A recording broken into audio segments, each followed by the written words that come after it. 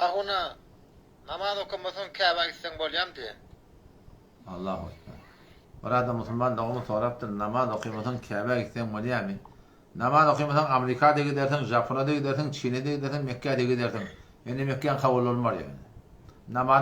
Namazın bolmasa namaz okumayan adama 15 azap var diye kardeş. Avval baştana günahın şu daran diyelim var ya. İkinciden yüzü gözünde kava adamdan nuru olmuyor. Üçüncüden beriyen sadakatı kabul olmuyor. Dördüncüden etiyen doğatı kabul olmuyor. Beşinciden baştaki Müslümanların etiyen doğatı mı kabul olmuyor. Üçü de önce bu atından. Katı tuta bölüye, katı ağzı bölüye, katı bir derinçilik bölüye diye. Kabra vardı mı? Kabrla burada attırın ot.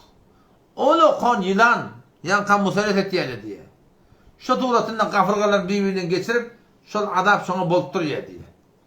Gördün tronuna da şu tuğratından, Nauzubillah, Allah Teala koruyorsun, şu manglayına, Allah koruyorsun, aydatın böyle laf, manglayına kafir deyip yadırıl diye.